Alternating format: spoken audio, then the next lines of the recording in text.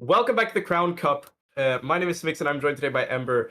And today we have a very interesting game for you, as it is the Rookie Division Finals. Now, if you're wondering where the rest of the Rookie Division is, don't worry about that because it's the Rookie Division Finals. The best of seven between MNKES and EC Eclipse. EC Eclipse, you might remember, played in our opening kind of show match just a couple of weeks ago. And they came out on top in that game. So facing MNKES, they're going in pretty strong here, Ember. Yeah, I mean, they've got EC Eclipse has quite a good reputation on them. They're responsible for the first ever tiebreaker in Crown Cup, fighting against mythical MPRG. And you know they were if you look back, tiebreaker was in Champ Division. This isn't Champ Division. This is Rookie Div. It seems like the teams are playing on different roles than what they're comfortable on to allow themselves to get more comfortable as a jack of all trades. But yeah, it's going to be interesting how they play and how they play how they play differently against how they did with APR Luna, considering that I believe Luna are I believe they're Challenger division. So it's going to be interesting to see if how they're going to how Eclipse are going to do against MNKES. Absolutely, and on the other side, MNKES, a team that at least has not been on my radar, but has played Crown Cup before in, I believe, Season 3. A Doomfist-based team, it seems like, who kind of prefer that dive comp, similar to what EC Eclipse have written, which is that they prefer the ball. And going into, I believe, bracket screen, we can see that MNKES, some interesting hero picks, specifically from Hyper, preferring the Juno on damage. Not something I'd recommend personally, but we'll see how it works out for them. Presumably, Hyper will be playing the hit scan. And I think you made a pretty good point right before we got on here, Ember, about the support line, or if that was someone else, I'm so sorry. Yeah, I mean, you might be able to see from the next screen that, there is truth with the Eclipse off-rolling, since they've put down quite a selection for their favorite heroes. We can see a glimpse of that with MNKES. It seems, looking at the stream info, that Hyper used to be a tank main, which doesn't exactly explain why they've got Juno as their favorite character, but it's a very interesting change here, and it's going to be refreshing seeing Juno on damage. I don't think I've ever seen it in the history of Crown Cup. No, but indeed, I think you really are going to be looking at that combo of Heisenberg and Kaiserin as the kind of main two brunt force of this team, trying to get that Doom Genji kind of combo. I'm really curious if we're going to see that Jetpack Cat or Killer Queen's most played hero, which is Mercy, in that main support position, or whether they're going to be flexing onto a more kind of Lucio-based composition, something a bit more normal, so to speak, for this tournament. And looking at the other side for EC Eclipse, you are in for a very interesting screen here, as we see 3 tanks, in the 2 of which are in the support slot, and 1 support, of course, in the DPS slot, where it all belongs. So Mezzy preferring the ball, and for the rest of this, making predictions about this composition is going to be very interesting, because I do believe they have 1 healer. Yeah, I mean, even if we look at their most played heroes on the stream info, Shadowy, the flex support, has put their most played hero as Diva, and not a flex support. So, I mean, it's gonna be it's almost like we're playing like open queue. There we go. That's the word. Exactly. It's almost like we're playing open queue here with the. Just a reminder, we are not playing open queue. They say, to confuse your enemy, you must first confuse yourself. I think that's kind of what EC Eclipse is going for. Yeah, I mean, us too. Yeah, it's going to be very interesting. Even their seems as though like Eclipse's favorite meta here is Beyblade. So we could be seeing something akin to Beyblade, or we could see like I don't know. We can see anything really. Either we don't have much info to go off of. Yeah. But yeah, it's very, very interesting. But just going off of the stuff that we actually see here, we're most likely going to see like a Bull versus Doom comp here. Especially so a very high-paced match. Yeah, it's going to be very, very fast-paced. Very, we could see anything from the supports really. We could see something anti-dive from either team. We could see the meta Kiri Lucio, or we could even see, we could see from MNKES. So we could see the Mercy or Jetpack Cat coming out. Although I'm not sure as to why you'd run Mercy with a dive comp, but if we are in rookie division, so I'm sure anything can work. Anything can happen. Well, as you can also tell, we may be struggling a bit to predict the comps here, but what will not struggle to predict the comps is the card game. The people who saw the show match a few weeks ago may remember this. These cards hold the name of a singular Overwatch hero. I will be drawing 3 for myself and 3 for Ember in alternating order, and because I got accused of rigging it last time, I have gotten my brother to shuffle all the cards. So, Ember, would you like to pick first or second? I'll pick second. All right. I'll go with myself first. That is one of the sticky noted cards. It's Emre for me. As for you, Ember, you will be getting... That is Winston. Pretty likely in the dive matchup. Yeah. Bit more than the Ember, I fear. In the meantime, for me, we got Orisa. I got this one last time, and I was told APL Luna would be an Orisa team, and no one ended up playing it, which was my downfall, in fact. As for you, we've got Brig. Could happen in a dive situation. I mean, Brig I think Brig is going to be one of the most, not popular, but one of the most likely supports that we're going to see here. Considering it's dive v dive, we could Gibraltar is in the map pool, but yeah, it's going to be very, very interesting. Absolutely. And as for myself, we're going to map pool now, so we'll hold off of it for a second. All right. As for myself, that's a Juno.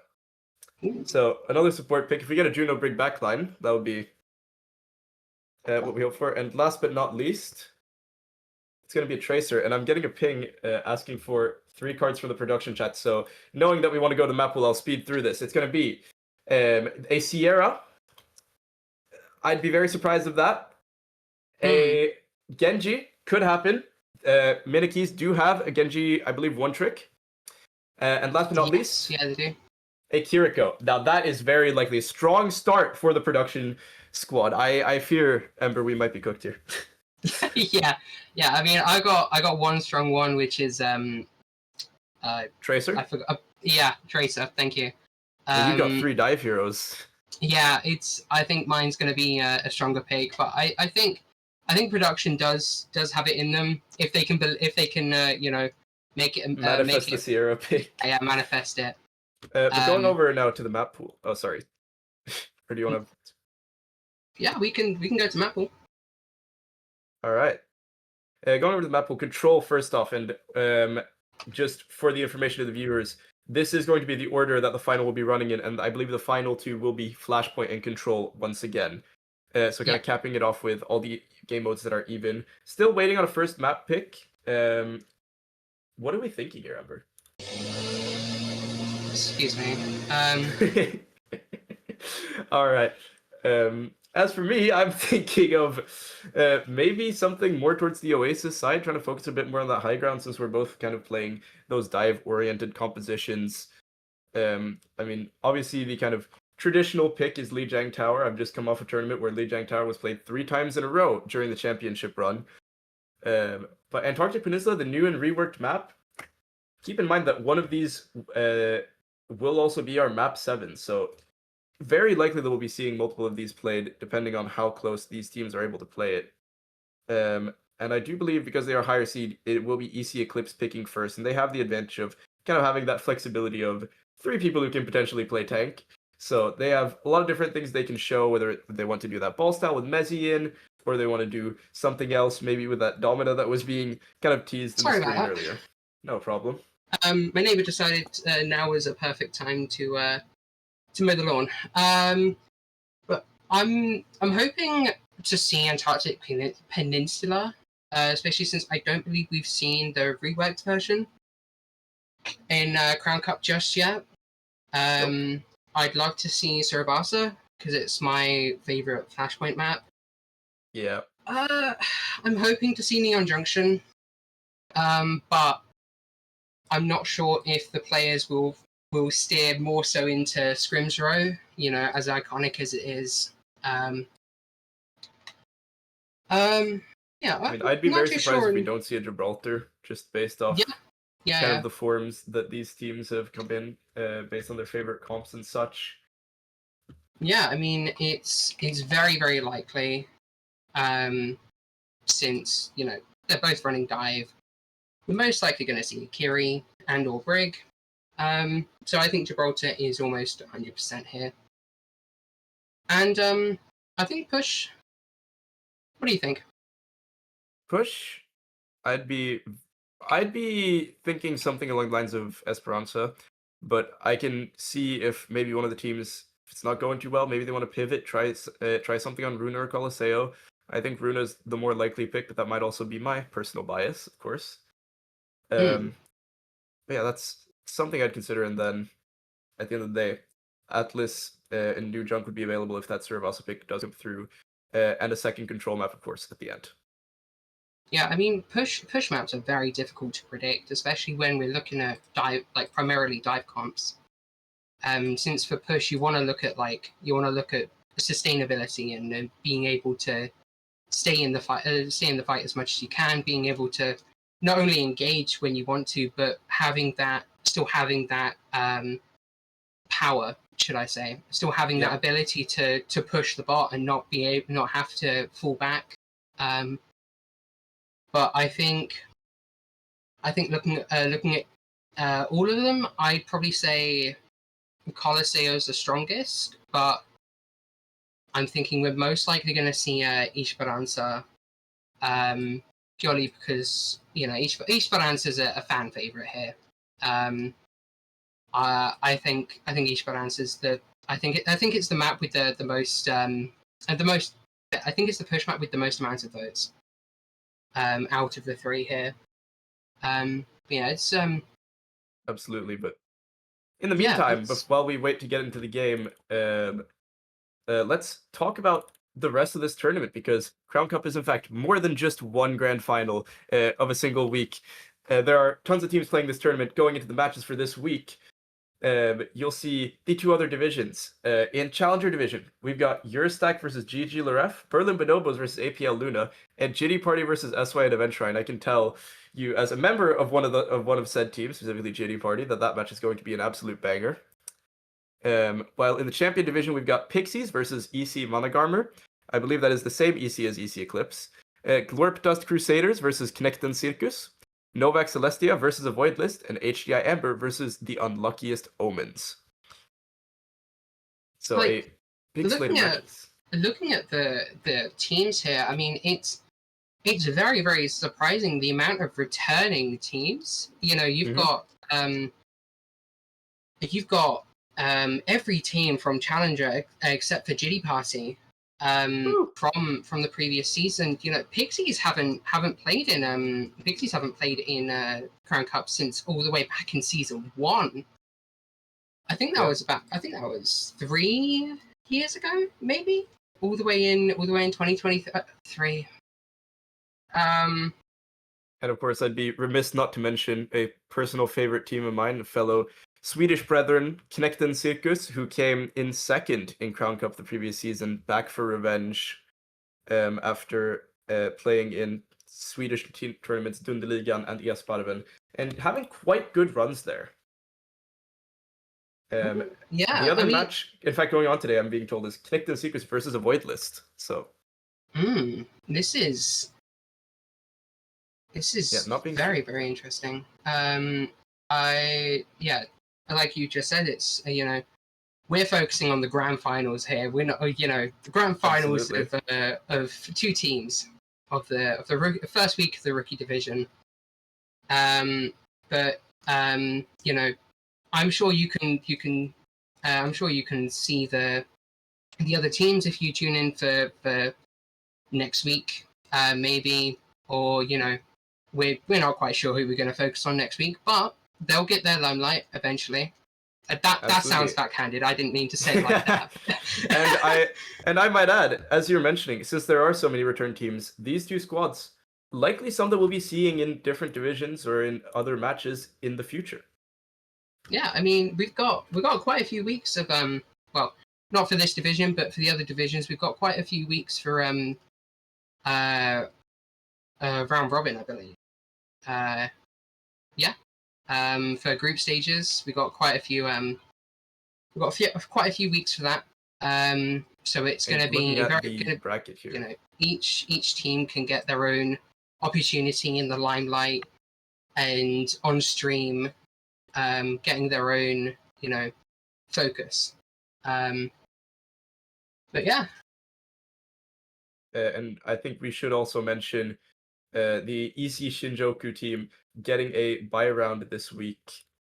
And I yes, do yeah. not believe there is a team getting a bye round in the champion division, but that's going on the challenger. In the meantime, champion, I think I saw 4 matches there, so every team should be playing. Yes, yeah. We've just had years back that it's not Connecting Circus versus a Void List. It's Novak Celestia versus a Void List. But yeah, I mean, either way, both teams are going to get their limelight at some point. Well, I say both. All three teams that I just said are going to get the limelight at some point. Yep. But yeah, we've got quite a I don't know why my mind wants to say campaign, but we've got quite a few matches ahead of us. Quite a few group stage weeks. We've got then we've got Swiss, which will be playoffs. Then we got playoffs after that, and then we get to have grand final again, like we're having now for the grand finals. An entire royal brawl, if you will, for the crown, and we're going to be your kind of court jesters along the way, guiding the action. As I do believe we're going to get into map pick any minute now. I hope so too. I mean, we're seeing that both teams are in VC right now. Yes.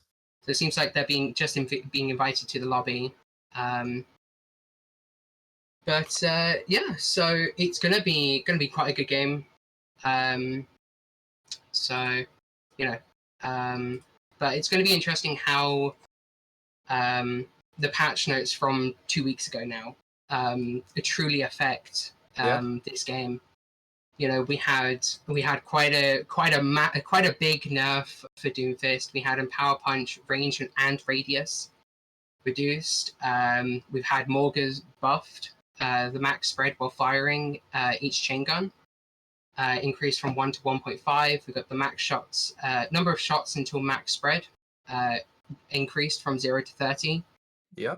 Ramatra's vortex buff. There's quite a lot of stuff to get through here, and some Junker Queen shout buffs for the three of us that care. We've got a shout buff from 12 to 10 seconds in 5s.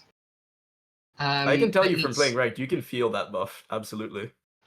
Yeah, I mean, even if you look back at I think it was a couple of patches ago when Anna got her buff from it being, I think it was 14 seconds to 12.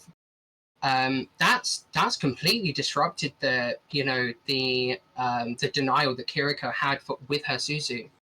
They didn't touch Kiriko. They didn't really touch Kiriko. They didn't touch Kiri that patch, so it meant that Anna was able to use nade without having entire denial on Nade.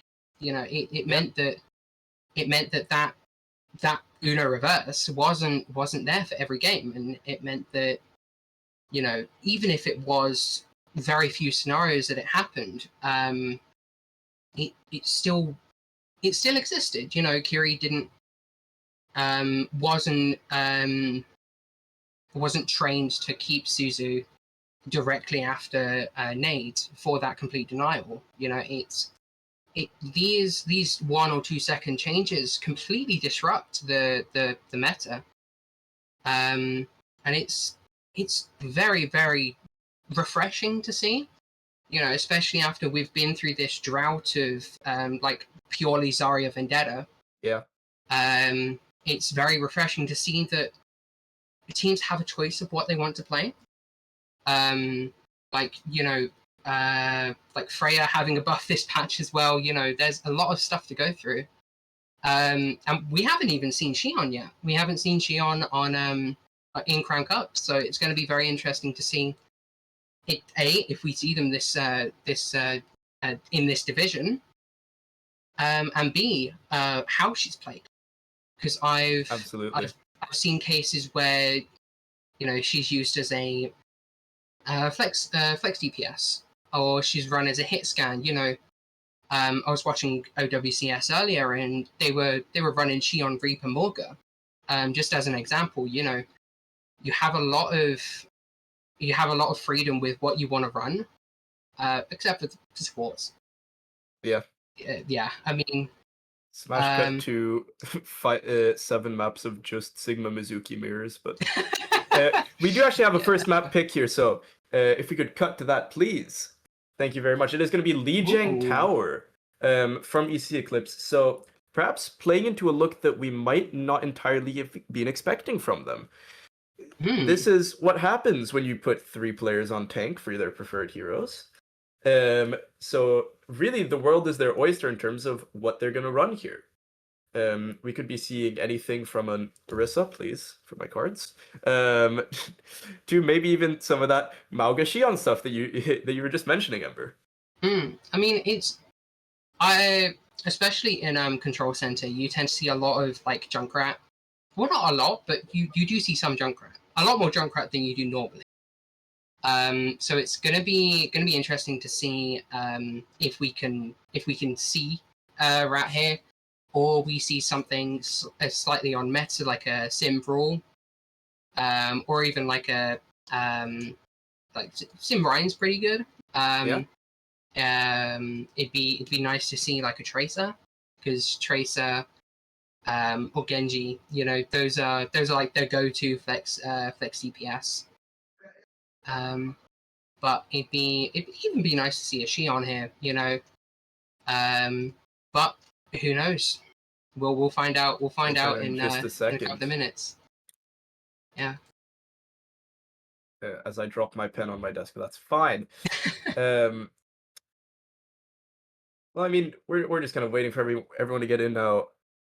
I'm kind of interested to see what MNKES plays here. If they're gonna commit to their Doom Dive kind of playstyle, that on their caster sheet, they say that Kizarin is an only playing dive, mainly Genji player who hates playing any type of poke / hit scan. So they really have this very clear set identity kind of, and it'll be interesting to see if they stick to it even when the map, maybe like you're mentioning on Control Center, I feel like it's not really a map that favors that style, and is pretty easy for EC Eclipse, I think, to counter out.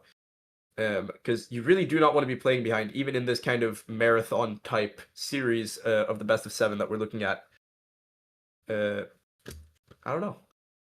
Yeah, I mean, you know, with us going to Lijiang first, and obviously we're waiting on hero bans at the minute. But with that hatred of poke, we could be seeing like a Mei. We could be not denying you know, those sights off of the enemy team. If they really hate poke that badly, they can just, you know, make sure that the other team doesn't play any poke character. You know, even denying like Cassidy's Silver Bullet, because that perk is really been a menace. Like even since it first came out, you know, there was that there was the bug with where you could animation cancel. And then, but you know, we have had a small change. Last patch we had its projectile size reduced, but I'm not sure if that's going to be enough for Cassidy Silver Bullet to, you know, stop being a menace. Absolutely, could really play spoiler, especially with stuff like the double flashbang. Really try to deny those kind of dives that we at least theorized both teams would be going for. We do have some bans coming up now to maybe give us a bit more clarity into what is going to be played. It's going to be a Genji ban from EC Eclipse, followed up by an Ana ban from MNKES. What do you make of this, Ember? It's going to be very interesting. You know, we were talking earlier that both teams are, you know, are thriving with, you know, they thrive in dives. You know, we've got a Doom player and we've got a Hampton player. So MNKES denying that Ana from Eclipse is going to be very, very, very, very big. But I'm hoping that MNKES have something up their sleeve that they can run instead of the Ana. You know, maybe we see a Lucio Kiri backline, or, you know, we've been seeing more JPC Kiri because Cat is a lot more better in neutral as opposed to Lucio. But Eclipse banning that Genji as well, that's going to hit MNKES very. That's going to hit MNKES very, very badly. So we could be seeing Genji, not Genji. We could be seeing Tracer. We could be seeing, you know, Reaper. We've been seeing a lot of Reaper now, especially with his lifesteal being buffed last patch. But yeah, it's going to be very interesting to see how they combat this. And EC Eclipse, as we're kind of theorizing, are on the ball. Mizuki, Kiri comp for them. On the other side, MNKES, Killer Queen's on the Mercy. I am really hoping to see some of these picks stick, especially with Kaiserin on the Onron as well. It's a very strange comp, I must say, for MNKES. While on the side of EC Eclipse, something a bit more normal. I mean, yeah, it's. I mean, I did say that, you know, Junkrat's pretty popular on this map, and seeing that Onron is very, very very interesting. But can work. What we look to see as Mezzi looking to play spoiler early. Fight kind of going on in the server room by the point, committing to this kind of topside take, while the Sojourn on the bottom trying to bully out the Doom. Nothing really found yet, but Heisenberg falls dangerously low already. Tactical Jazz doing a great job of kind of zoning that dive out and not really finding anything, but giving up the point. So MNKES are going to have the first cap here, it seems, as waiting on that ball cycle to come through. The Junkrat, Hyper, falls dangerously low as well. And the Tracer for EC Eclipse, Scars doing a lot of damage on the top lane there, but no space really being given up yet. As the fight is kind of slowly stalling out. Scars, though, taken down by Heisenberg, and it's Mezzi to try to get some sort of trade out, but unable to really find anything in this backline. So it does look like it's going to be MNKES to take the first fight, as indeed Femsic is going to fall, followed by Tactical Jazz. Yeah, I mean, Heisenberg did very, very good taking that first pick, and that's snowballed into what we see here. You know, Femsic, Tactical Jazz, and Scars were taken out at the same time. I was a bit worried that they would have taken too long to get picks here, and Scars would have come back into the fight. But it's looking like, look at that, you know, Mezzi takes down Kizarin, like way back in spawn, followed up by Scars and Tracer, and now all of a sudden picks are going in the complete other way. It seems like they've just failed to scout here, MNKES, and EC Eclipse is taking complete advantage. They've gone all the way around, and now MNKES just being routed from the point. The Doomfist trying to get some damage in, but that Mizuki healing is just too strong, and the chain is going to be what seals Heisenberg's fate in this game, and that's going to be the cap coming back. But 70% still fairly solid for MNKES. Yeah, it's very, very strong, but it means that MNKES can come back, and they can play with, you know, more ults. There we go. Speaking of ults, yeah, there we go. The early minefield coming out doesn't quite find the value they might have expected. Chain used early as well. And what is that Junkrat crosshair as Scars takes down Hyper? Heisenberg investing the first few ults into this fight, along with the on-run. Almost up on the Kitsune as well. So late fight ults, Femsic use a Kitsune rush as well. Heisenberg, close to getting off the map. Doesn't quite take a dip yet. Kizarin dies in the meantime. But Last Night is dead. The Jetpack Cat, pulse bomb thrown in. EC Eclipse, they're just trying to keep the pressure up right now. As the Junkrat, with what I can only assume is some sort of military crosshair. 3 ults still for the side of MNKES and 2 for the side of EC Eclipse. They've kind of invested heavily on those earlier ults, trying to keep the pressure up. So far, being kind of effectual as Scars take down Hyper. And they're being held in spawn right now, Ember. Tactical Jazz is very, very good on this Sojourn here, and they haven't even used Overclock yet. Like, imagine how they're going to be with Overclock. But I think the ball is kicking them in the butt a bit here, because the Junk can just completely counter. Eclipse's tank here, and there's Messi gets duck as well. Riptire doesn't quite find anything. Catnap. Unclear if it's found purchase, but doesn't seem like it. In fact, no picks found, and Tactical Jazz instead is going to be the one to pop the ultimate and get the first pick of this fight. As its final fight, pretty much, for MNKES here. They need to group up quickly. Do they even have a chance? Killer Queen gonna have to be that first touch on. But Hyper falls dangerously low, the ball to follow it up. That might just be the first map here. As they do manage to get the first touch, but Duck is dead already. Kitsune Rush coming out before their death. But it's all blue in the kill feed. EC Eclipse have done very well to route this from going down in that first fight and being held up to 70%. It's just been domination ever since then. I mean, yeah, you said it better than you said it better than I could. I think what had happened was that EC Eclipse tried to test the boundaries of what they can and can't do, and they fired back immediately. You know, we saw the lost first fight, but they brought it way back. Absolutely. Once they found that tempo, there was no slowing down. And in the meantime, MNKES, looking at that kind of Pharah swap.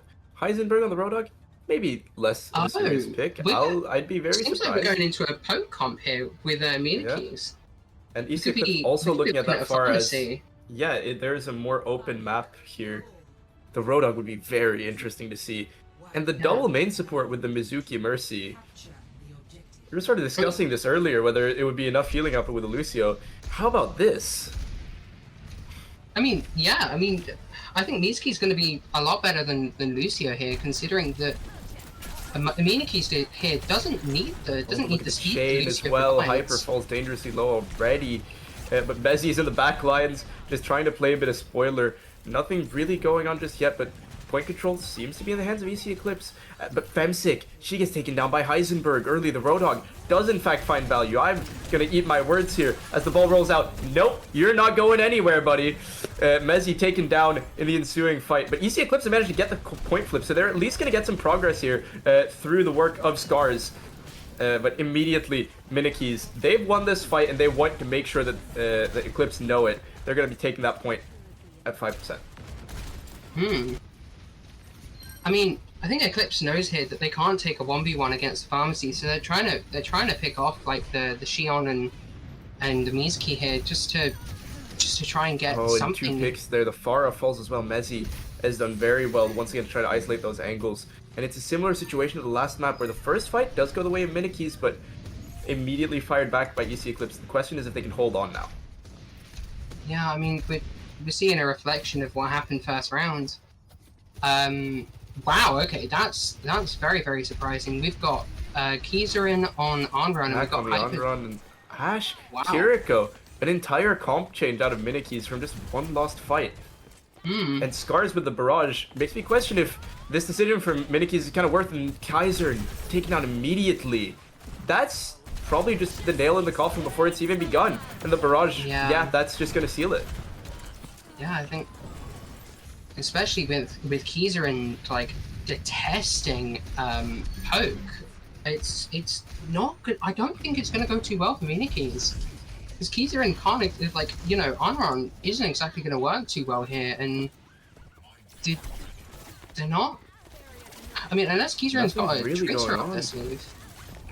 Yeah, there are a lot of question marks here. The Onron E used, but just can't deal with the overwhelming pressure of EC Eclipse on the point. It's ended up isolated on their own.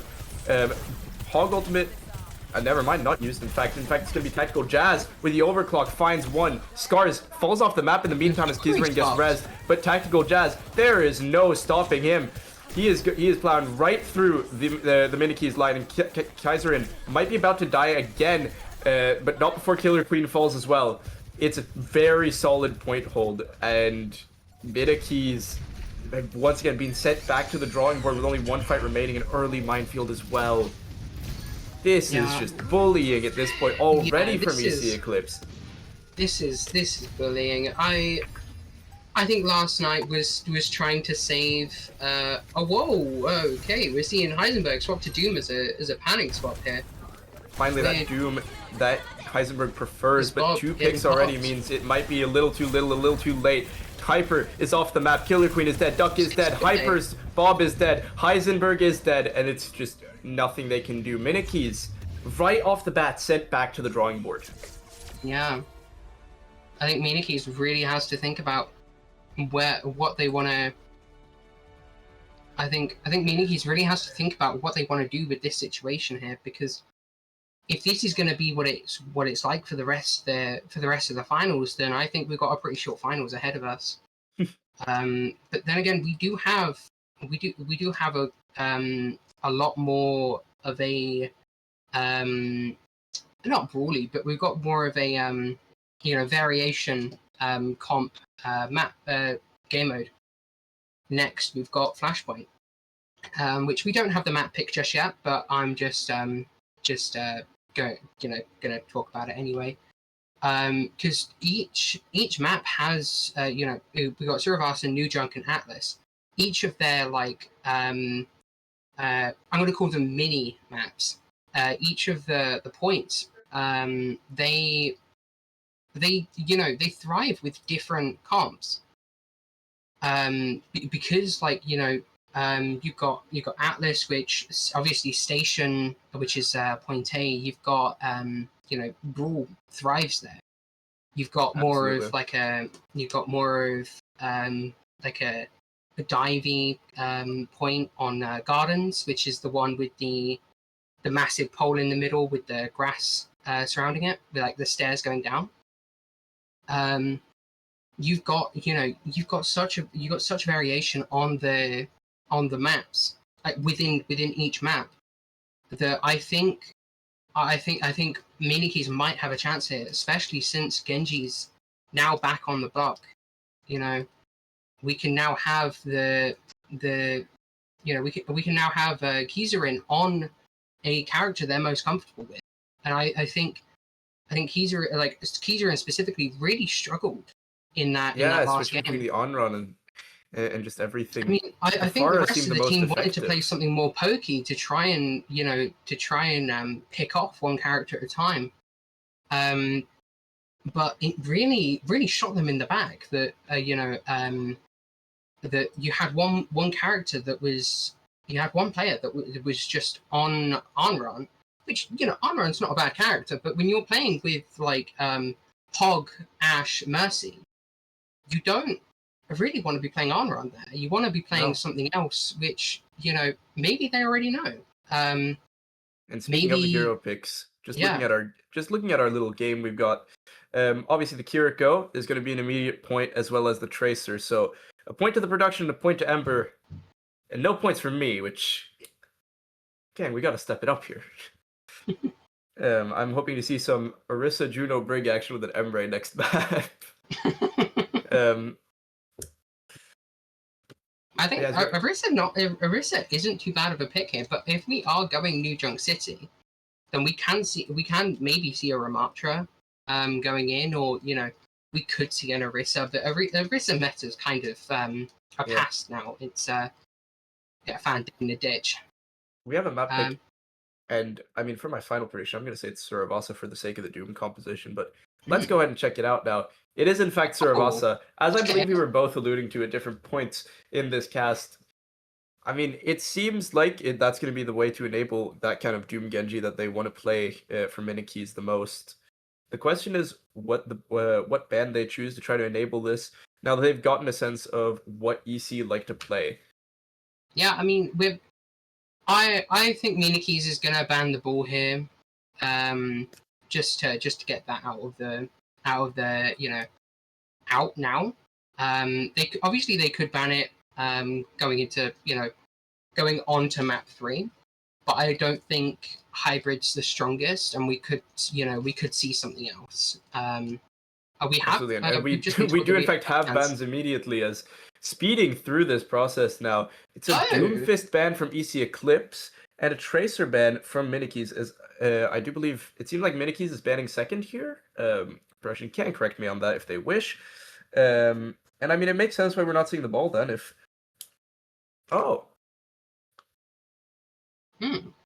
yeah, so yeah, I mean, it's an interesting ban state, I will say. Yeah, it's interesting to see that they. I think seeing that Tracer ban first is going to be very, very interesting from me. Presumably wanting to save the ball ban then. Yeah. Although I'd question the logic of not just trying to clap back immediately, kind of interrupt that tempo, because I think EC, they can definitely snowball. Oh shit. They can definitely snowball from this point. They have a very strong starting ground. And I'm not sure that the Tracer ban is going to do enough to kind of stop that, because they can still play the ball that was messing things up. I don't think necessarily the Tracer from Scars was the biggest issue. We saw him play Pharah at the end of that last point, and it worked, I think, just as well. In the meantime, I mean, if we are going King's Row, which is where we most likely have, out of the I forgot we were on map 2, not map 3. If it's a long way to go. It may be a case that they're saving the ball ban for map 3. Considering how quote unquote strong ball can be on Kings. I don't know much about Neon Junction because I've been having technical issues and I haven't played Xion yet. But it's ball out on Neon Junction, I feel like. Yeah, it's going to be very, very interesting. I think an easy Eclipse can definitely thrive playing ball on Flashpoint, but at least in my experience, you tend to see a lot more like slower characters, a lot more classic dive. You can see you can see Hazard. Zarya was pretty strong in Vendetta. When you saw those two together. I mean, my question is less about the meta itself and more about just Heisenberg's hero pool, because I mean, we saw him on the Doom at the end of that, but besides that Doom in the earlier part, I'm not gonna lie, he looked kind of lost. He was on Roadhog, for crying out loud. Yeah, at the beginning of that second point. I think that was a bit of a panic. Trying to disable the ball. Yeah, I mean, we saw from the beginning of round 2 that MNKES wanted to play the. Oh, okay. It looks like we're going straight into Saravasa. It is in fact still the Roadhog. Kizarin back on that Genji and Hyper on the Reaper. So no hit scans really being played here, and it's a Kiri Mercy comp once again on the other side. Juno Mizu for the side of EC Eclipse. Not perhaps what I would have expected, but that is going to be a point for me, so I'll take it anyways. Yeah, I mean, it's very, very interesting to see what Eclipse is running out with. MNKES slightly more on meta, but just almost there. We've got the Heisen on Hog. We've got so much stuff going on already. The Hogsenberg, in fact, as we're going to be getting into the fight early. Killer Queen taken out immediately. Scars finds 2. That's the entire support line just obliterated. Heisenberg gets the pick on the cast, but not much more than that. It's a Sombra pick as well from the side of EC Eclipse. Tactical Jazz, once again on what seems like a comfort pick, and it's an immediate wipe. Yeah, I mean, you've got, from Eclipse's side, you've got so much economy already. Stars is at 50%, Tactical Jazz at 46. If you're MNKES, you're going to be scared right now. You're not going to want to engage. Sweating a little bit. As Mezzi on the roll-up, looking for kind of a pick with that Sombra hack. The Reaper forced to Wraith early, in fact, that might be devastating down the line. Kizarin is going to be the one to fight to die instead, as Last Night just disables that attempt at a dive completely. You can't really be going alone here. As the Reaper trying to dive in, preventing that high noon as you were mentioning, Ember. Finds one, but Tactical Jazz and Last Night both died in the meantime, so I'm going to have to eat my words once again. But still, an ongoing fight here. No one really in control, but MNKES has flipped the point, so they are getting progress for this. A bit of a whiff from Femshik as she finally manages to get Duck. She tried her best, but ultimately just took a little bit too long. The Mercy falling low. Killer Queen dies, Kizarin dies, but Scar's traded out in the meantime. The Reaper's up on top. It's been a full reset here as we're talking. The points flip back over to EC Eclipse. A long fight going through, but finally it seems to stabilize once again with EC Eclipse in control.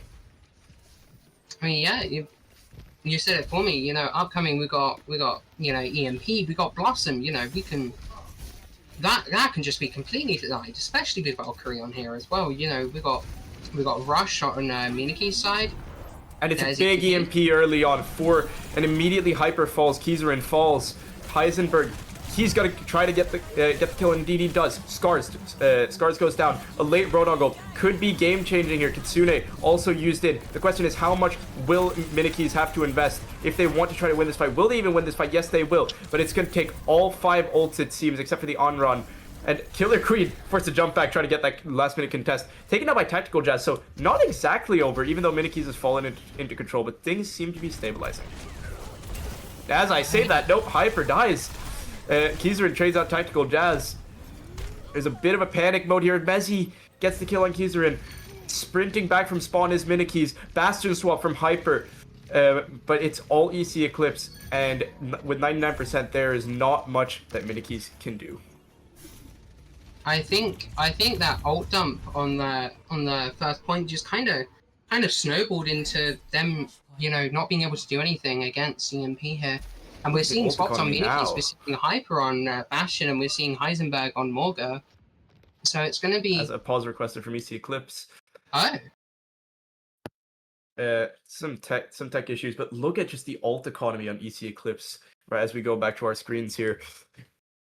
4-1 at the end of that exchange. That is not the position you want to be in if you're MNKES. You want to at least be able to say, sure, we lost the point, but it took them everything. But they've really... I mean, I question MNKES at this point, because they've lost so many fights where they've come into it after a previous fight win, and they just don't have the setup. They get immediately surrounded in this way by EC Eclipse, where they lose the first pick fights, and it just kind of snowballs from there.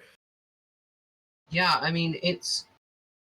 MNKES have just had a bit of a Pyrrhic victory here, where they've dumped everything into it, and, you know, Eclipse is coming back with 4 ults. So it didn't even get the point for it.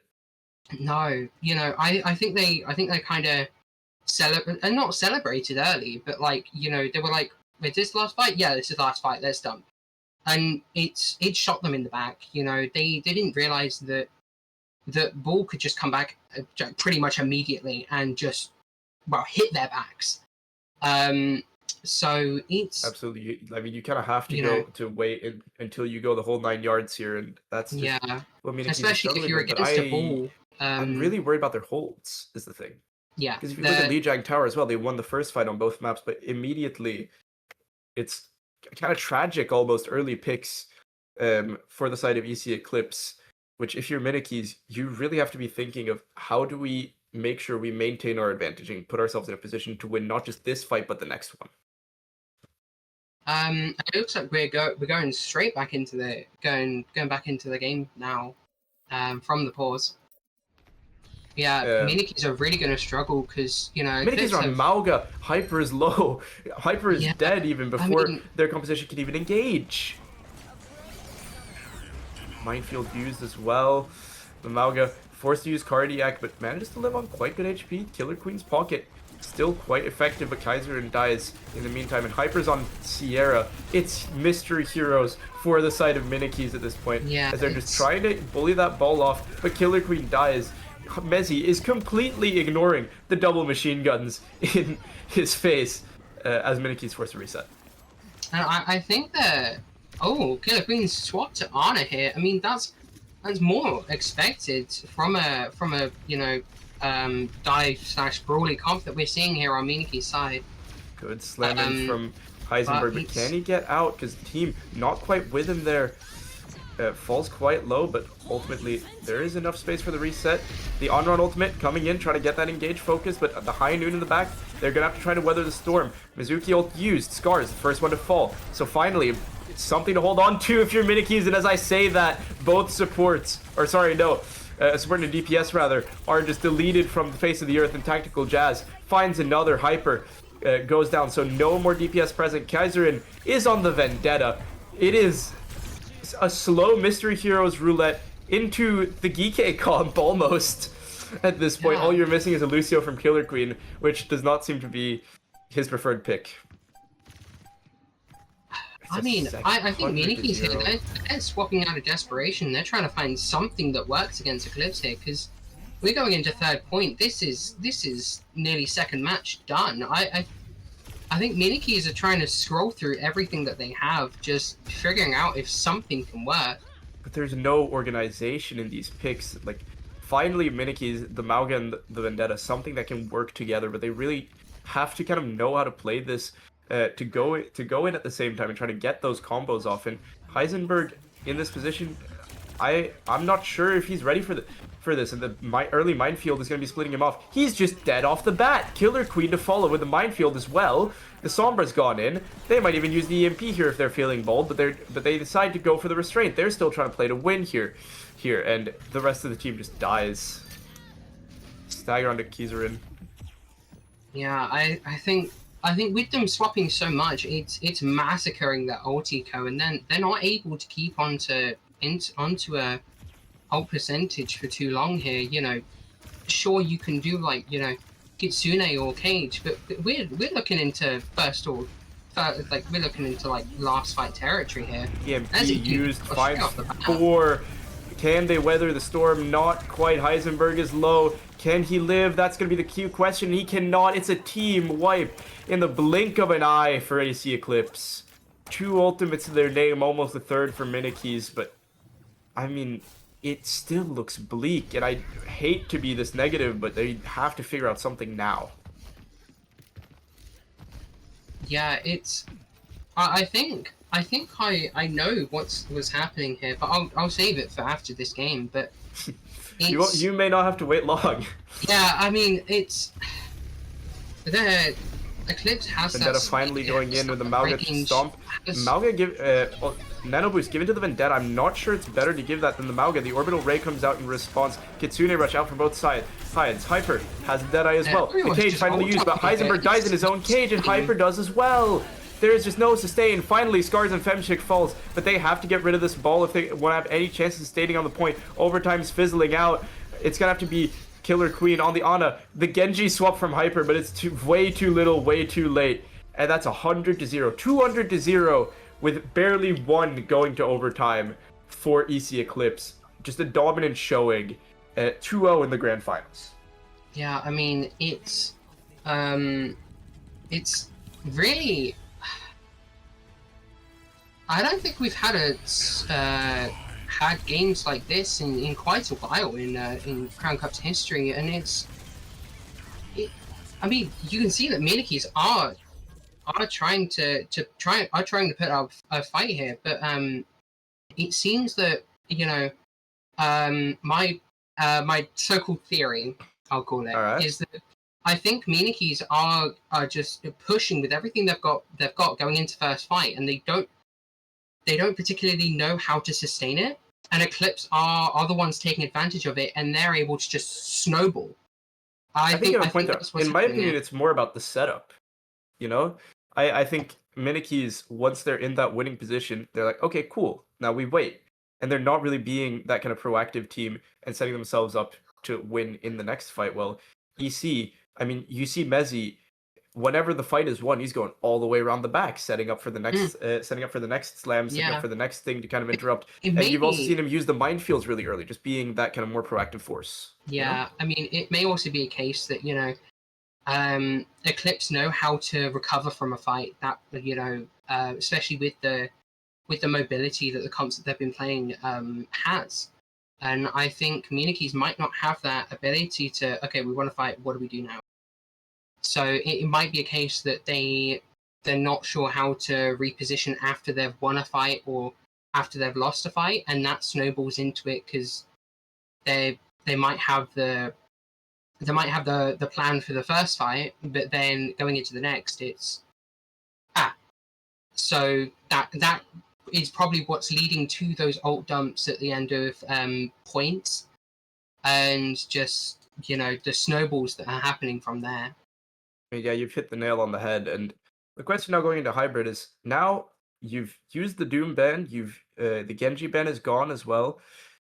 So really, for MNKES, this should be their chance to kind of fire back. They've got their hero picks now. They've got what they're looking for in that kind of key dive combo. They've got everything kind of set up for them. They have the map pick. They have the first ban. They can really look to play spoiler, especially if they use that ball ban like we were alluding to for something like a King's Row or maybe even a Neon Junction. This kind of has to be the chance, I feel like. Yeah, I mean it's we have to pause it there because we're gonna go for a 5-minute break, just to give ourselves and the players a bit of a break, and hope that MNKES kind of get don't let it get to them, and hope that they can bring it back for the rest of the set. But there's a big chance of a reverse sweep here, so don't go anywhere.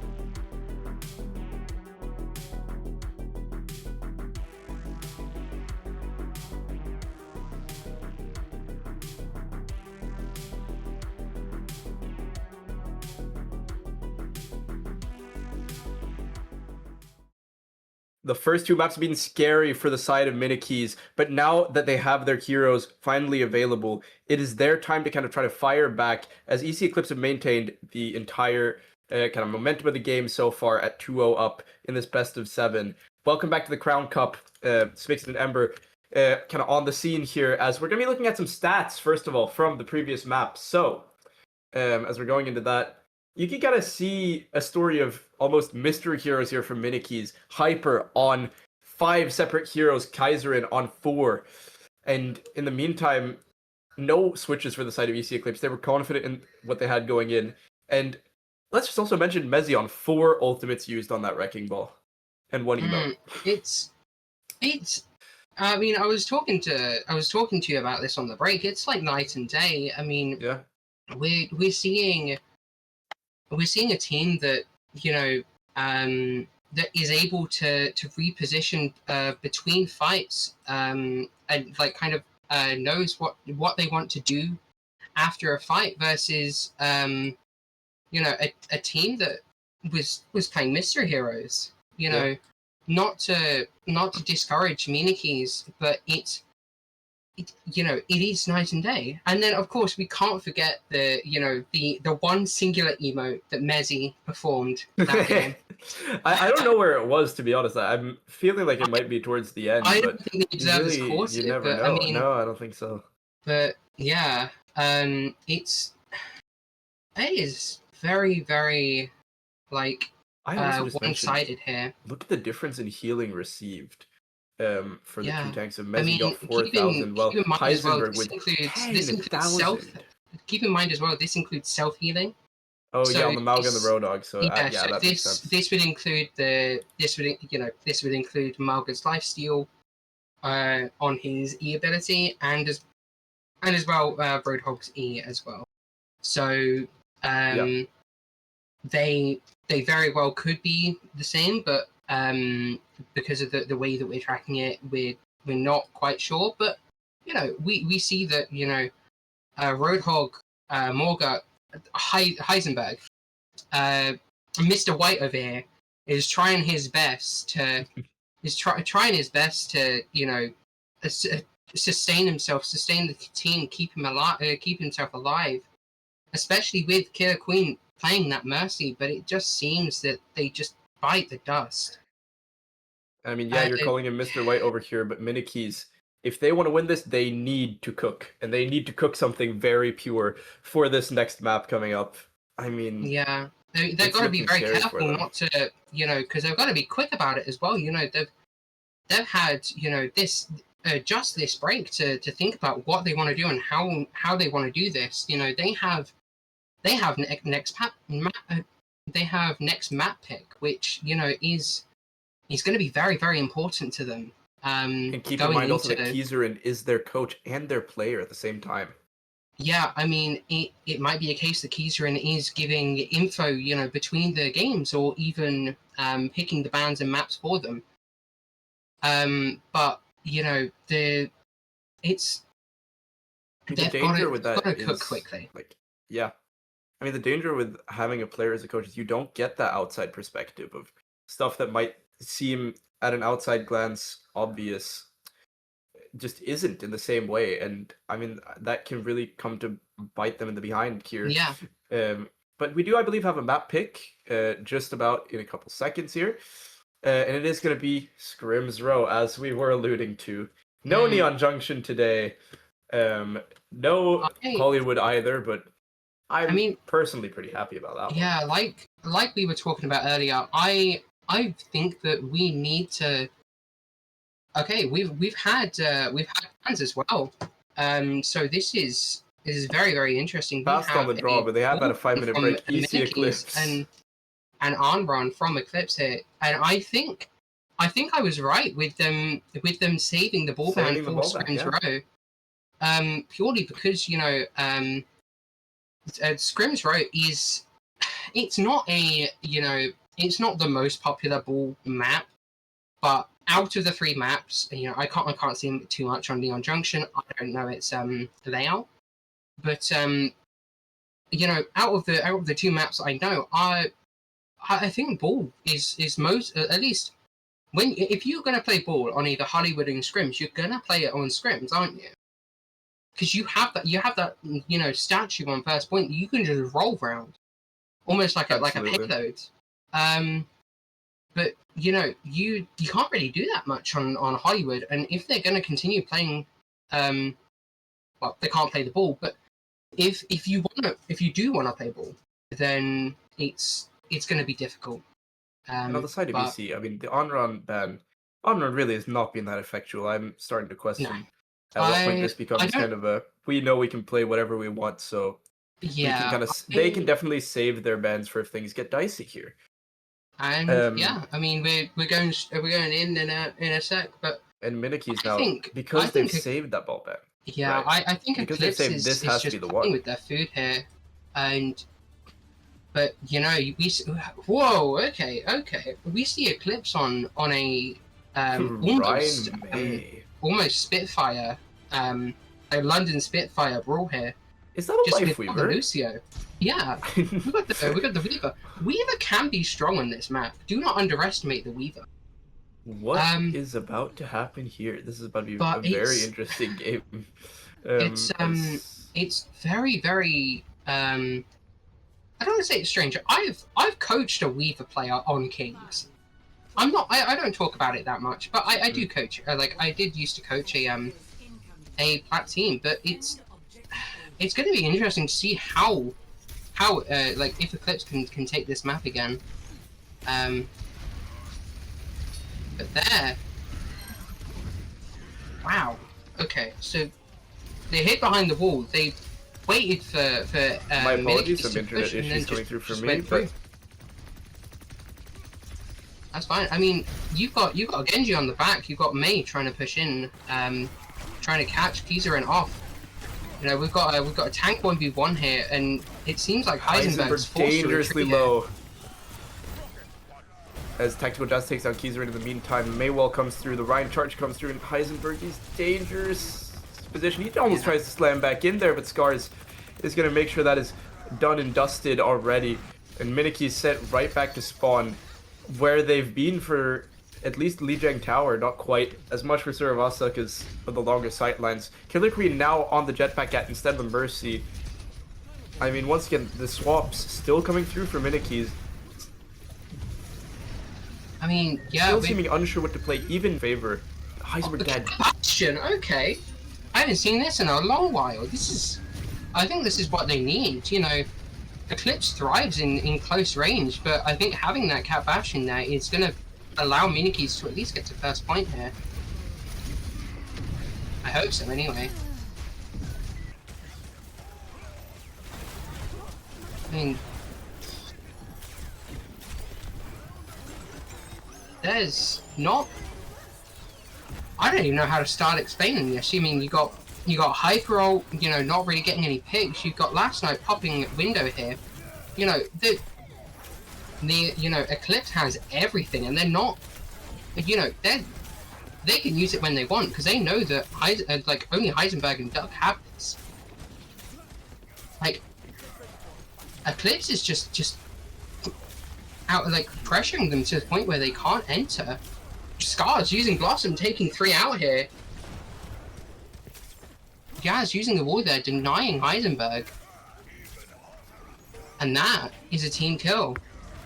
That's very, very,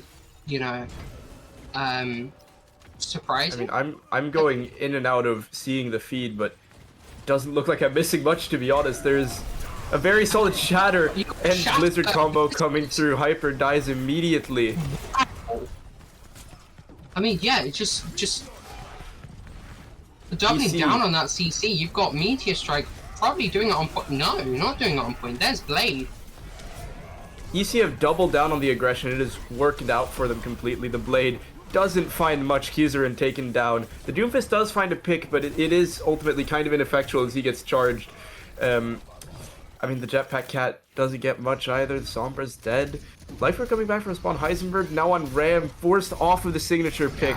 And Hyper is on what I believe is his 10th hero of the match so far. And already back on the Bastion.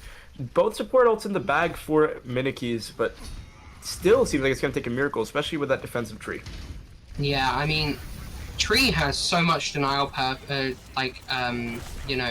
denial, not options, but so much denial just on Q. But Scar finally falls. Finally a first pick in the hands of MNKES, looking to try to capitalize now. The Vortex comes through. They're just trying to take some control of the point. And EC, it seems like they're going to try to go back around the side, it seems. And they're going down on the high ground, in fact. Tree thrown down onto the point, and it's a pause. Much needed for me as well as the players. As I do believe I saw someone staring at a wall, and yep, Hyper is left. I think what had happened was that Hyper DC'd.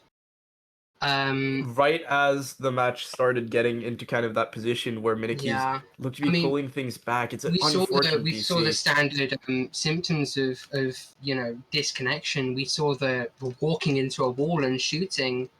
So is it a case that that MNKES can, is it a case that MNKES can have a sub in, if they even do have a sub? I'm not quite sure. But I'm not sure if they have a sub, so that's going to be interesting. I believe they do, but it's going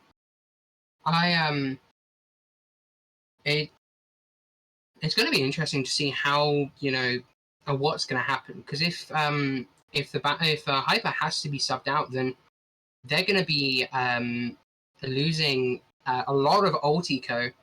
Not too much, considering that Hyper had only swapped to had only just swapped to Bastion, but they're still going to be missing a little bit of that ult eco that they might need. Yeah, and especially with that kind of big recontest fight going on the point right now, having the Genji kind of staring at a wall is a very precarious position for them. I mean, we'll see. Yeah, there's some movement going on in the VC. I can't really tell much from here, obviously, but we'll see how it's going, as Duck seems to be switching in and out of the call, as I can tell, and a player Wi-Fi crash is what we have reported. Yeah. I mean, it is just the worst possible timing for MNKES, and keeping their mental in check is going to be a big part now, I fear. Yeah, I mean, it's a best of 7, so they, even after this map, they still have another to get through, and it's going to be, I suppose it's a little demoralizing having another to say they have at most 5 or 6 left. I mean, it's a bit demoralizing having being given a full sweep to you in 2 games, and then being on the last minute or 2, and then not only being able to touch the point because of your movement. And it's I suppose that MNKES are gonna have this bit of demoralizing, but they need to know that they can still get through this. We can still see a reverse sweep. It's gonna be difficult, sure. We saw it in the very show match that EC Eclipse played in previously. Yeah, they were 1.20 down there. I very much believe that MNKES can do this, or at the very least take a map or 2 off of Eclipse. Oh, absolutely. Just because of the fact that Eclipse have a few faults. They're sure their comps are not near perfect, but there's some things that can be changed about Eclipse's comps, and it looks like we're coming back in now. Hopefully my internet issues have been fixed, just as the players have. But going back in, still that massive team fight as Hyper back on the Bastion. Okay. Bat window comes out. Shatter doesn't really seem to find anything, but Heisenberg falls low. He's going to be focused down by Mezzi, and it is just going to fizzle out in overtime. At least the capture percentage means that the map is technically winnable, but it's just painful for the side of MNKES. It seems as what happened that, as we got back in, it may have been a bit difficult to catch what had happened, but it looked as though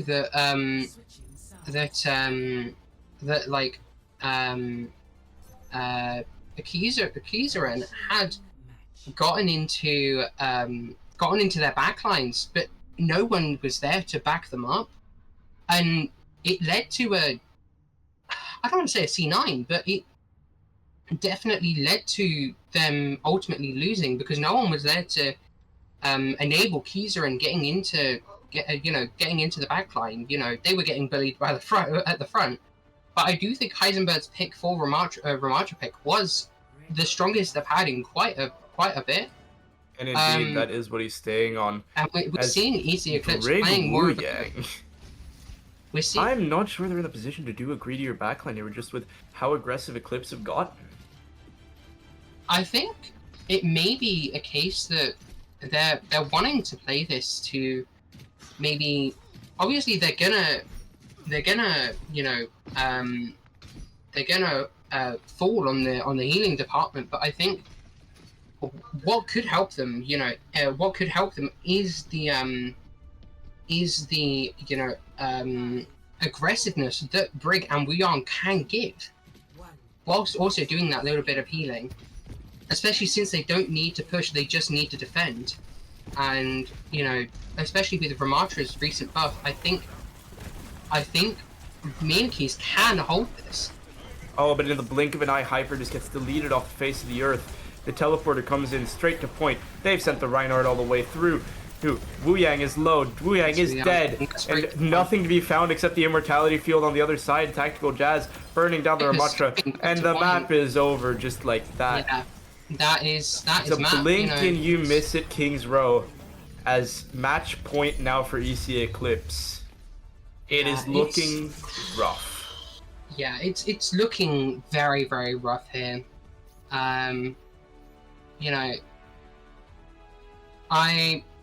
think that second point was flawless.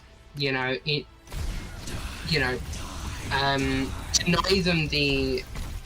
them the shield by just spamming it down, and then just Hyper Rice on the Wi-Fi was a paid actor.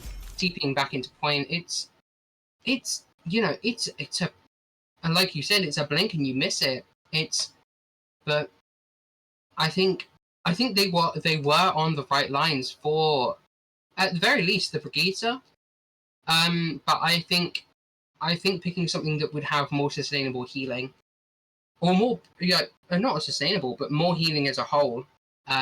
Even something more like burst, because that was so quick. Like having something like a Juno or even a Kiri, having that Suzu to deny them just that little bit of damage is gonna be would have been, could have changed the turds. Should have changed turned the tides. There we go. Thank you. And speaking of turning the tides, the Brig pick coming out of MNKES does mean that it is currently 2 points to Ember, 2 points of the production, and 1 point to me. So I'm hoping we can turn the tide in this next map. I mean, it is just going to be MNKES giving the points as EC Eclipse are seemingly very committed to the comp. And now, if you are MNKES, you're going to be scared because sure, you have the map pick still, but fundamentally, that ball ban is gone. The tracer ban gone, Ana ban gone. What do you start to ban out? Because EC Eclipse, they look more comfortable than you on a lot of different comps. You saw the fully aggressive Reinhardt play. Just now, we've seen them kind of play a number of different setups, even without the ball that they're so comfortable on.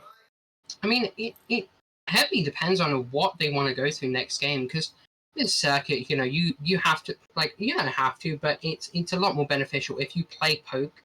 So they could deny Eclipse the Cassidy.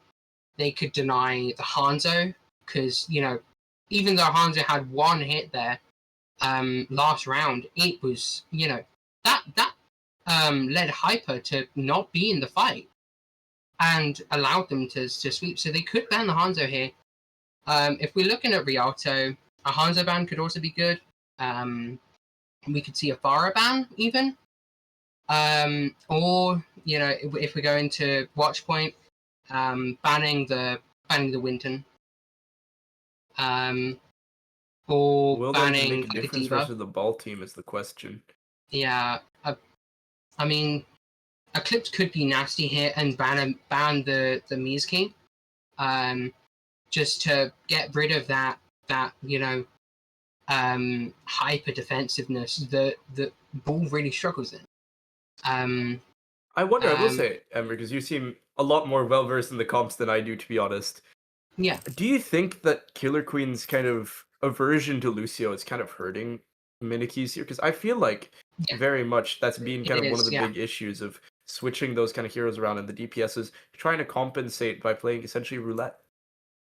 Yeah, I mean, it's Killer Queen only having Honor and Mercy in their bag is definitely shooting them in the back here because they can't play like hyper aggressive comps that Doom thrives in. You know, a Doom Lucio, as unpopular as it is ish, it can still work, especially if they want to take this map. Sure, Doom isn't that great on Gibraltar, or any of the other maps. A matter of fact.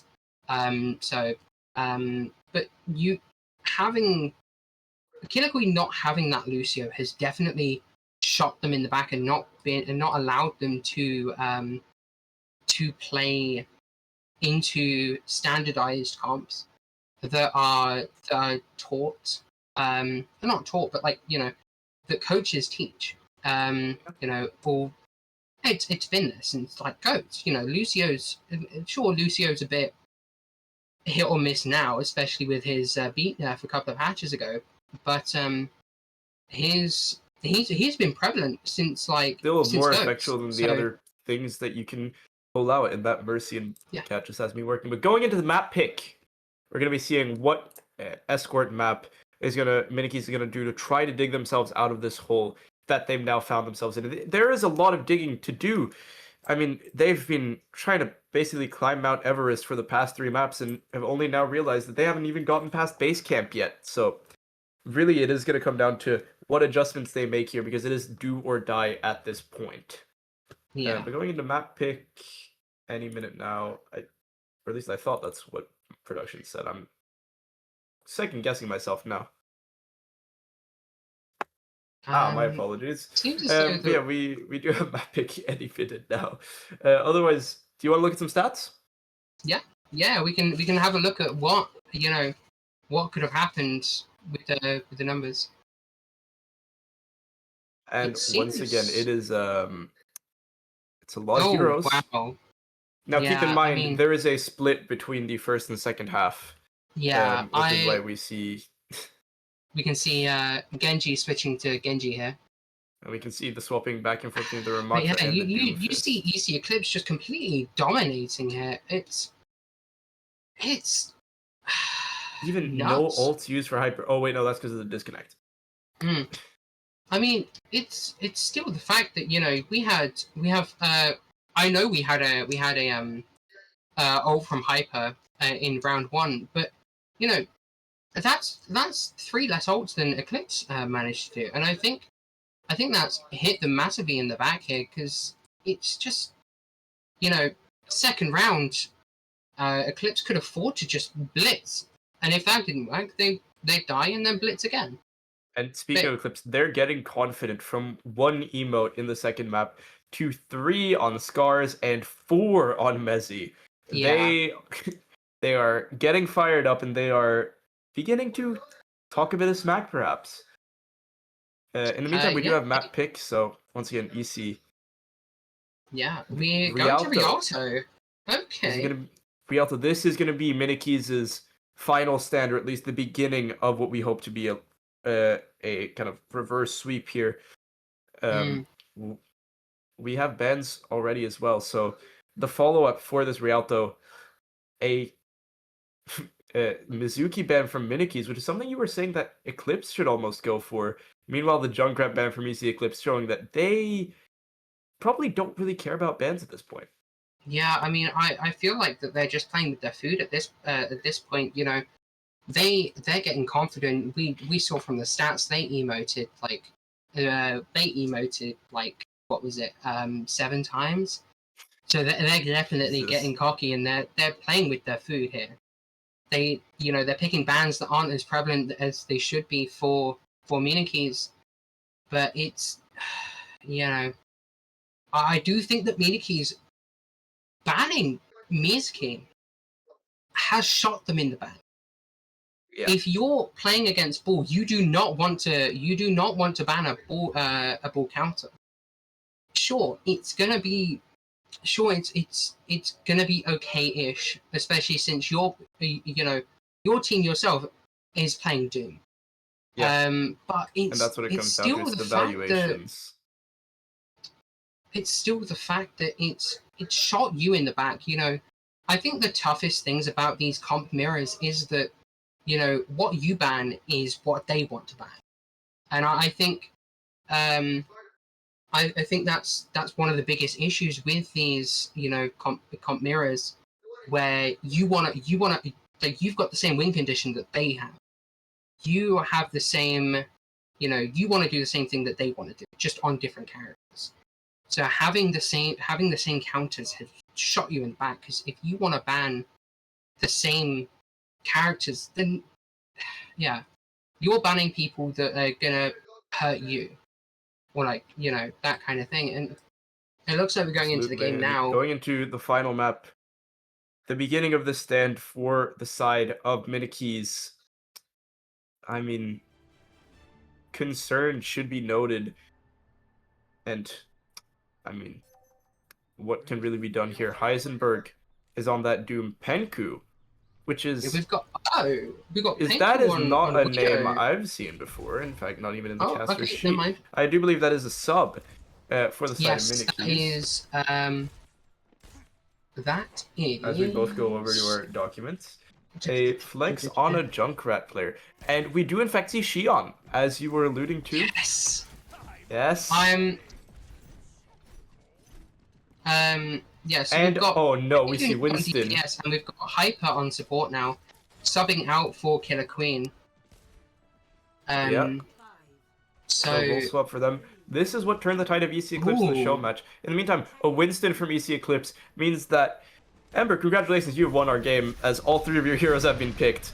3 dive characters, and yeah, Tactical Jazz immediately deleted Penku, coming out of the gate, making a statement, taking down the Torb immediately, and Tactical Jazz in chat, Messi, my shield, my turret, as the fight begins here properly. The Kiriko forced out, and in fact taken down. Doc used the teleport on the way in, didn't have it for the way out, and the Doomfist trying to just zone off the Winston Brig, but kind of difficult to do. Penku, in the meantime, in the backline, looking to shoot at that but Heisenberg's gone a bit too far. Scars, in the meantime, taken down by Hyper, so the payload's still being pushed. Still progress for the side of MNKES, as they are looking a bit more confident, perhaps, coming out into this final map. They've gone for that risky change, and let's see how it pays off. I mean, yeah, we're turning the second corner now, going into second point territory, and there's no obvious next ults. Except for maybe Kaiserin taking down Duck to fall as well. Danger now for the side of MNKES, as they've once again just been split up and caught out. EC Eclipse, they've been so clinical of this all series, and a single player swap, single role swap, not quite going to change that. Yeah, I mean, we saw in the kill feed as well, Hyper had, not sure if they that is one of the old chat messages of all time. Alright, But yeah, I mean, we got Pulse Bomb from Eclipse. That can definitely turn the tides and split the team. But I do like this Reaper pick from... Okay, never mind. Well, I mean, it's in theory a good pick, but I mean, they just cannot sustain long enough. You need to put that theory into practice in order for it to pay off, and it... Exactly, in the words of Oppenheimer, theory can only take you so far, and it's taking Kaiserin straight to the grave. As a full reset here. Heisenberg, another one of those famous scientists, looking to test out that theory now. 90% to Meteor Strike, the Nano still available, so could be going for some sort of push with that. The Tracer just dropping down, Scars knows no one is able to punish that position, and can just jump straight through it for no reason. In the meantime, Penku is once again trying to work up the courage to push that top side, but once again falls dangerously low. This time manages to make it out alive. High Noon used by Tactical Jazz. Falls low though. In the meantime, Hyper traded it out, but a pick finally on the hit scan. Oh, Duck dying just means it fizzles out once again. And LMAO sent in the chat, EC Eclipse, they do not care anymore. Femsick dies to Penku, so perhaps an opening, but no. No. That's the end of that sentence. I think what happened was that when Heisenberg pushed in and got the kill on Tactical Jazz, Killer Queen has left the game in the spectator bar. Mezzi used Rage and allowed this massive gap between Heisenberg and the rest of his team, and there you go. it's what's Exactly. resulting in this. It's singling them out and picking them off one by one. I mean, Penku and Heisenberg, they need to try to sync up that pressure because Penku has taken this top fight so many times. Every time gets forced out by 2. Heisenberg has tried to force the issue every time. Ends up pushing in too far, gets isolated, taken down by 2. They need to be kind of forcing the issue together. And finally, that's what happened. Scar is taken down. They just need to try to sustain, but Hyper is just a little too far in. And now the Winston can get that massive cleave on the Tesla cannon. Kaiser, though, managed to get 2 with the Dragon Blade. Last night taken down by Heisenberg. And it is finally a win for MNKES. One of the first major fight wins that's going to see them getting a lot of progress here. This is kind of the beginning of that way back. They have to keep cycling this somehow, but it's going to be an aggressive retake already from the side of EC Eclipse. And Heisenberg, he has to not overextend here. If Heisenberg dies here, it's all over. The Winston's jumped in. The Kitsune able to be used. They need to pop it now, and they do. Just trying to get that push through, but Duck is dangerously low. Heisenberg forced to punch back. 4 meters on the payload. They might not even get a touch. Hold on. They need to just try to get rid of any opposition to the payload right here. If they can do so without using the meteor strike, that'll be excellent as well. But Duck taken down by the Deadeye. There's still danger lurking behind every corner. Kaiserin is dead. But so is Scar's. Penku is dead. But so is Tactical Jazz. It's trades going back and forth in every direction. And Heisenberg at the end of this fight just can't quite find anything. Finds Femsic. Danger finally averted. Only the Winston is left with the HP difference. Can Heisenberg do it? It's a 1v2 with the team on the way back. He's stalled for quite a while here, Heisenberg, but with the empowered punch, manages to get back. The team is back, but does Heisenberg get the healing? The bubble cuts him off! Tactical Jazz finds the pick. And I do believe that's just going to fizzle out. It's overtime gone pretty much, unless Penku can get a massive death blossom at the end of his life, and he cannot find it. 2.03 meters. They fought so well close. and forced my vocal cords into a fight of their own. But Yeah, my word, EC Eclipse, they are just too good. God, can we all join VC2 please? Bit of fun. By the way, we track the number of emotes people use. Friendly reset. I have a feeling EC Eclipse are not taking this game very seriously at this point. No, but it does also, I think there's a major like difference in mentality from this game. You know, as we mentioned earlier in the set, you know, EC Eclipse are off rolling from Champion Division. Yeah. You know, but I think that's what's allowed them to not take this game as seriously, and MNKES are. Well, the trio also helps. Yeah. I think as well. It's they're saying it to they might be saying it as well to get, you know, to try to break, you know, that just, mental kind of struggle they're in. Break MNKES' mentality up, just to, you know, just as like a cherry on the top for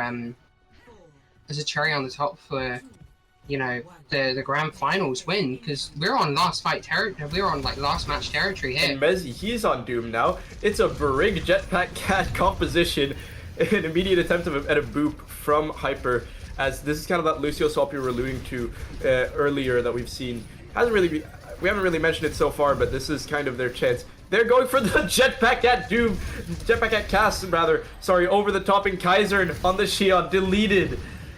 No chance in hell. And Duck taken down. Mezzi falls. In the meantime, though, Penku is trying to go for something in Hyper, just trying to farm for boops, but can't quite get anything done. Heisenberg's top 2.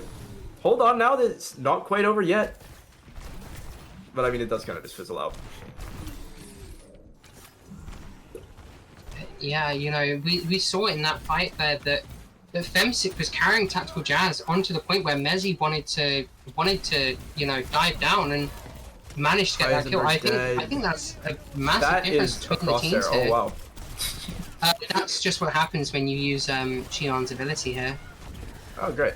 And I mean, just nothing really being found from the side of I think MNKES. they're They just have no openings. trying to get It's picks. almost final fight territory. In fact, Yeah. final fight has begun. Heisenberg's forced to push Ducks in. out off the map, Oh, walked off the boat. In fact, and it's just unlucky. For the finale. Can MNKES hold this? I mean, no deaths so far after that, but the Fly Noon behind, but doesn't manage to find the Shion. High Noon misses, but it's 3 dead, and the game is over. Yeah. It's MNKES. Unfortunately, they put up a great fight, especially in that final fight of the first point.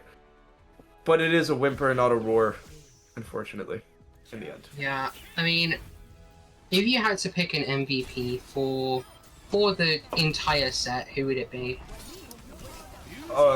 That's a great. I mean, Mezzy has been going. Mezzy's been going hard this entire series. Scars also, especially with that, for example, the pick off at the beginning of Sarabasa, did great. But I'm actually gonna give it to Tactical Jazz just for the kind of consistent performances. He was absolutely going at it today.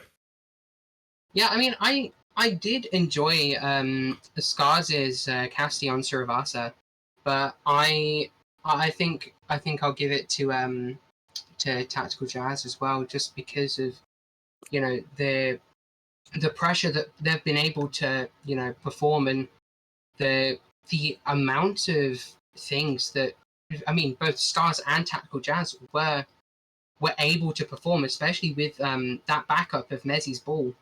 It really helped them out, and it just, I don't know, it really yeah. And the Rookie Division Season 5 champions is EC Eclipse, defeating every other team from the Rookie Division in one day, might I add. Very impressive feat for EC. They are officially the winners, and will presumably be back next season. But if you want to see who's going to win the Challenger and Champion Division, do not go anywhere over these upcoming weeks, because we still have a full tournament to do. Yeah, I mean, we've still got group stages for Champion and Challenger, many of them returning. We've got Pixies all the way from like season 1 making their return here, and it's gonna be very, very it's gonna be very shocking seeing them again.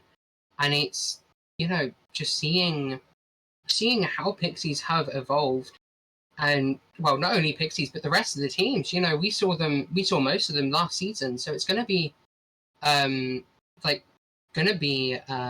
very interesting to see how, or if they can get to the same placements or higher than they were last season. Absolutely. But looking back at our Rookie Division game, we're gonna have a 2-minute break, but when we come back, we're going to have an interview with Scars from Team EC Eclipse, our Rookie Division champions here at the Crown Cup. So we'll be right back for that. Do not go anywhere once again.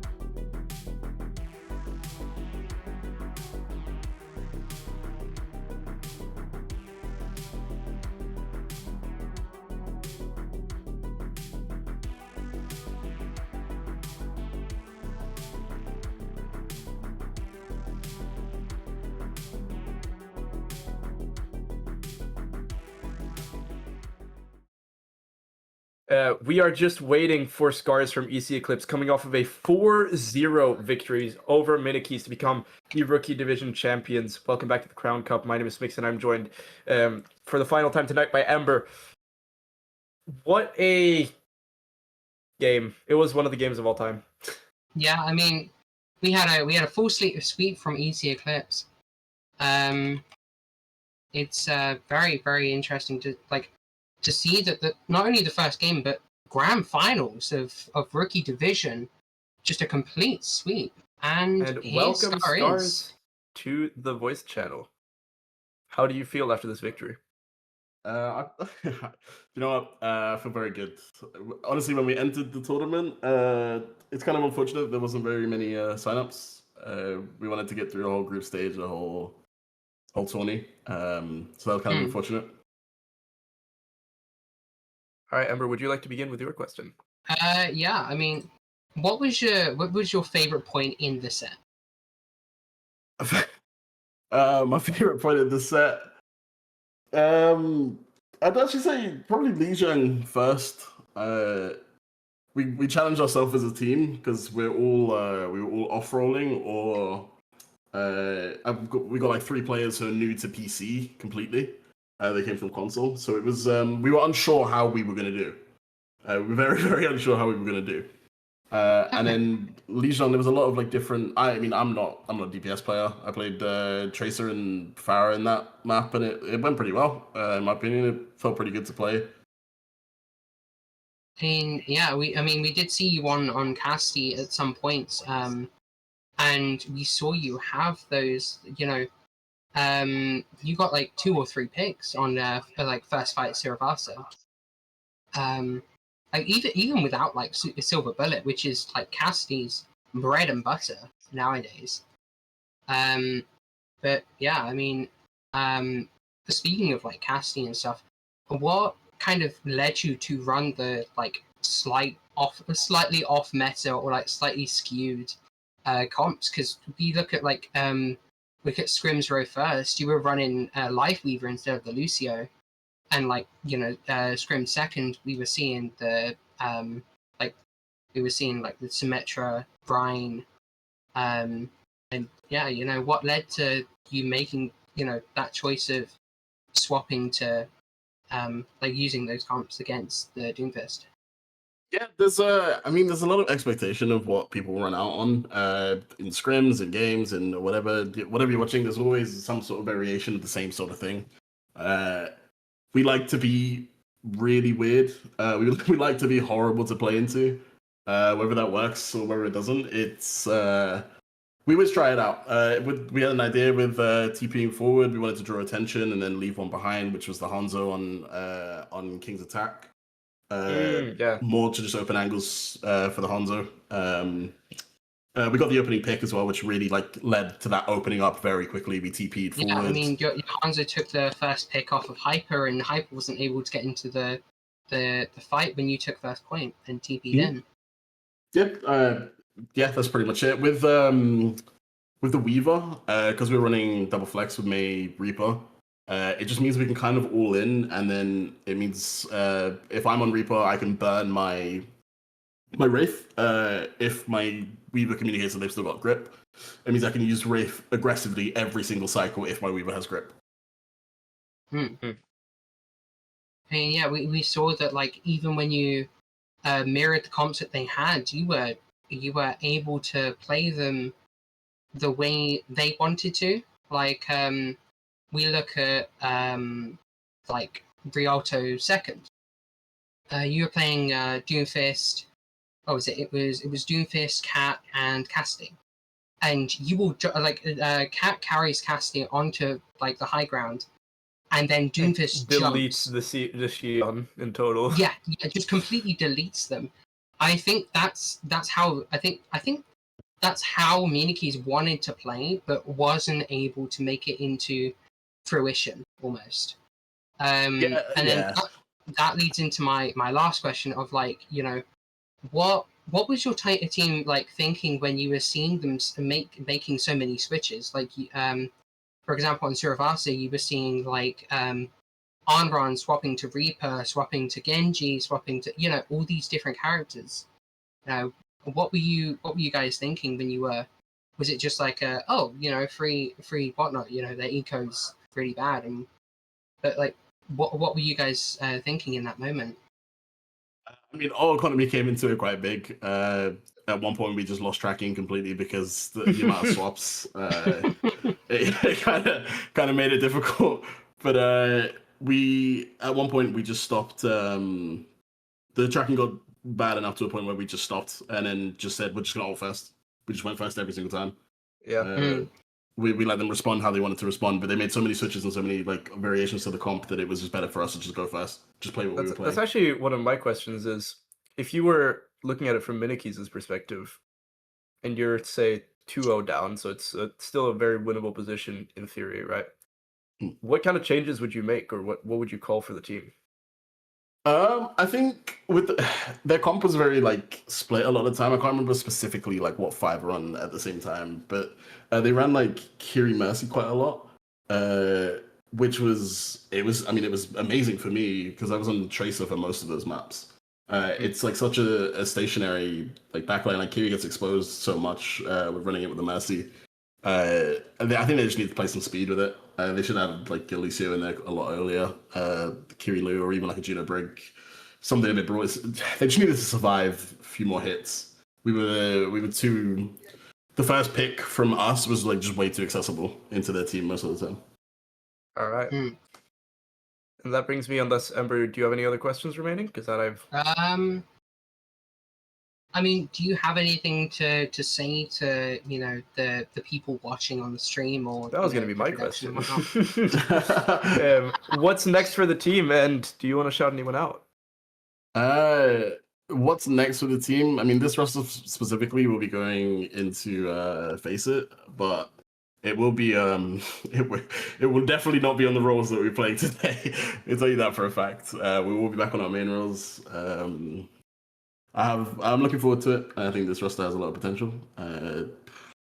I want to, shout outs. I want to shout out Last for getting all of his wins today. He needed to get 15 wins by today. And he was notified that he tiered out on tank, so we had to get him to get those wins on support today for this. Oh. Yep, and he how many losses did that take? I'm not sure, but he was pretty pissed off when he joined the VC, so I'm imagining a few. But the team as a whole, I think they've handled everything quite well. Yeah, you need at least 15 wins. That's a balanced breakfast for you in the morning. Yeah. You guys, like Easy Eclipse were responsible for the first ever tiebreaker in Crown Cup back last season. Yes. So I definitely think you guys have potential on like in Face It, or even like next season coming back and retaking your throne for Crown Cup season 6. Yeah, I thinking back to that tiebreaker, we had more people on their main roles at the time. The roster's changed, I think. Out of that roster specifically, I think me and Mezzy are the only 2 remaining. Yeah. Everybody else has changed, and our roster's significantly stronger than what it was then. So I look forward to Face It. I think it's going to be a really, really good challenge for us. All right, and on that note, thank you so much, Scars, and congratulations once again for winning the Rookie Division of Crown Cup Season 5. And to everyone who's watching, thank you so much for watching. Keep a lookout on the Crown Cup socials, as Season 5 will be continuing for both the Challenger and Champions. And while you're streaming, keep a lookout for clips. Any hype moments you see, any troll moments you see. If, for example, I mess up, make sure to clip that, because you never know who might find that funny. Yeah.